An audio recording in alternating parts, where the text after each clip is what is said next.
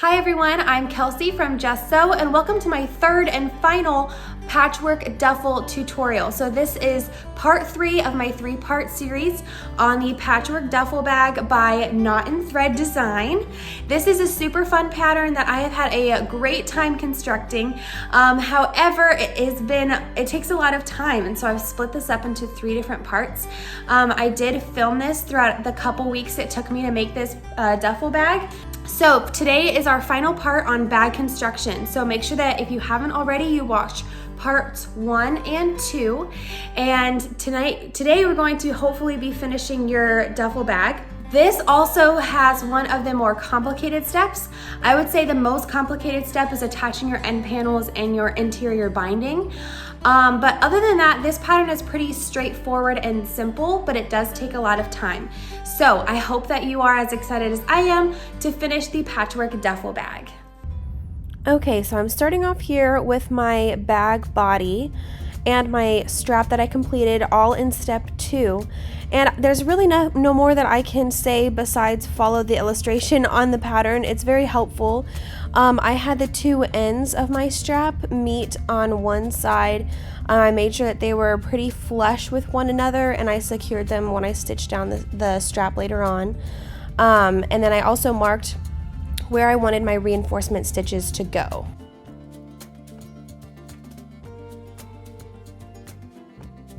Okay, so to stitch down my strap, I found it helpful to roll up one side of my bag at a time to try to manage it. This soft and stable interfacing is amazing, but when you're trying to quilt big pieces like this or secure straps, it is pretty bulky. Okay, so right here, I'm securing the 2 ends of my strap where they are meeting on the bottom of the bag. Instead of just stitching down the 1/8 of an inch like I have been doing, I paused and stitched back and forth here a couple times to make sure these stitches are reinforced. Putting on the zipper onto this bag is extremely simple, especially the first side. You just want to mark the center of your zipper as well as the center of the top of your bag on one side, and make sure that it stays even along with your zipper teeth the whole time that you stitch it down on both sides of that binding that you created in step 2. And then you just want to sew from the center out both ways. This way you make sure that your zipper is staying perfectly centered the whole time that you're stitching it down.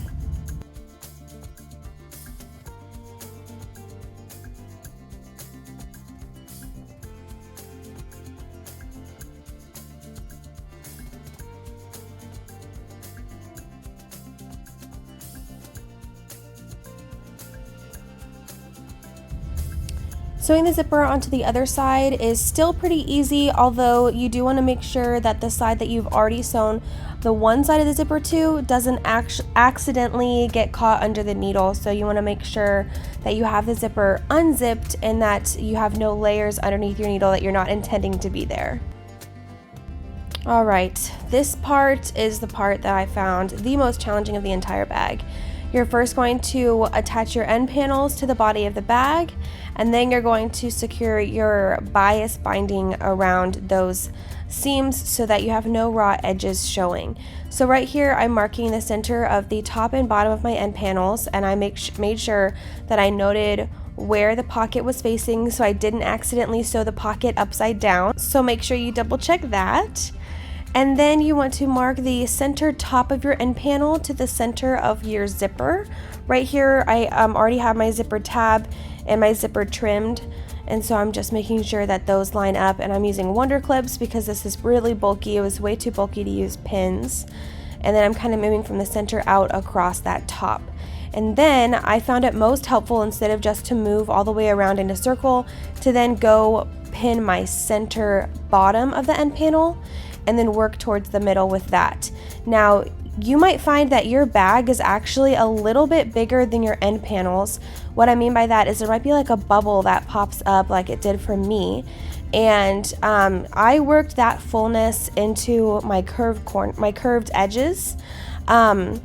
Another thing I didn't film is when I was cutting the curves in the end panels. It's super helpful to have those curved. And so make sure that if you have any bubbles or if the body of your duffel bag seems to be a little larger than your end panel, to work that into your curves here. So I took it really slowly. I sped this up for you guys, but I was moving very slow to make sure I got everything secure, and I slowly pivoted around this curve right here, adjusting my clips and everything, and making sure that I had everything in place so that I wouldn't accidentally leave any holes or openings where they weren't intended.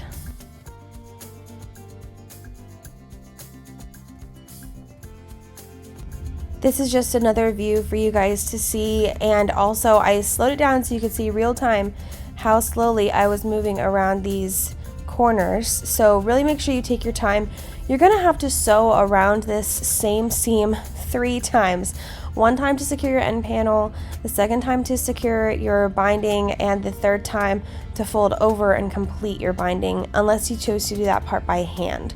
So you can see I'm really trying to manage the bulk on the left really well and keep everything flat and all of my, just everything in place like it should be.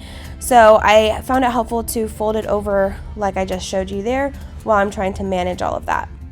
Okay, so when we get started with our bias tape, if you're familiar with quilt binding, I did this very similarly, where I left a long tail. I actually suggest leaving a tail a little longer than I did, and you'll see why later, because when you attach them, having a longer tail is much more helpful.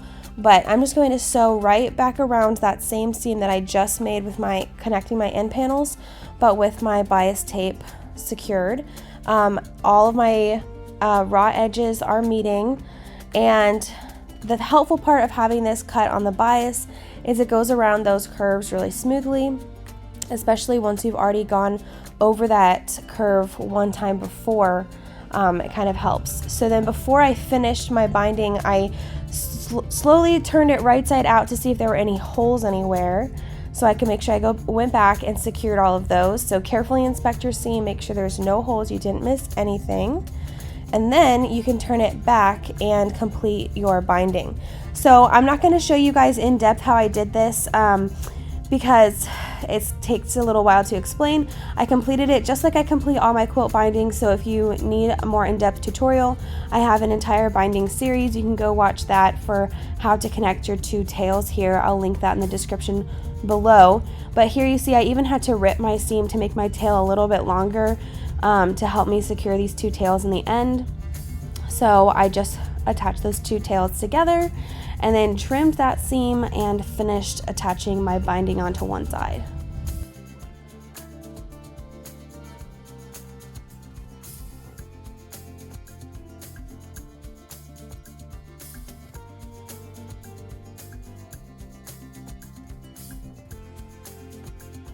When it comes to finishing your binding, there's lots of ways you could do this.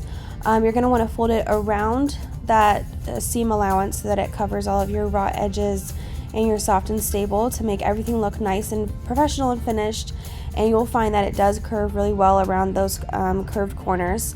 A few ways that you could have done this a little bit better than me.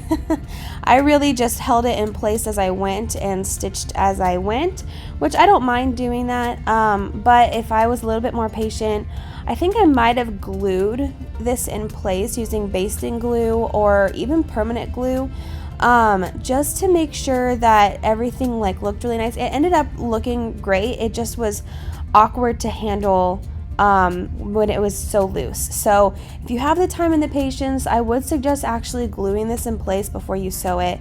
Or you could also do it by hand if you like doing hand binding, or if it's really hard for you to manage this bag under your machine, which it was not fun.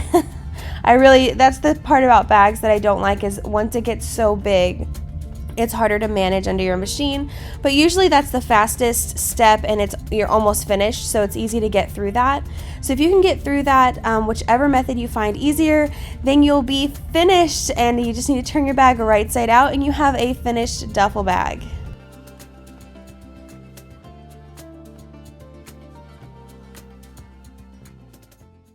Yay, you did it! All right, so hopefully now at this point you are finished with your patchwork duffel. I absolutely love how mine turned out.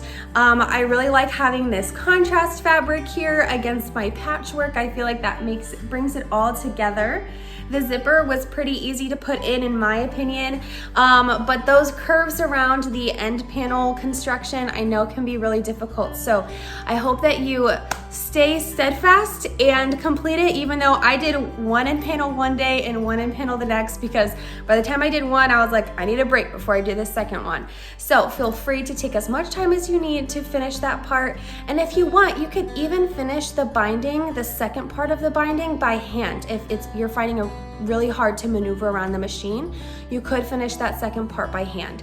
So keep that in mind. You would just do that as you would do any hand quilt binding.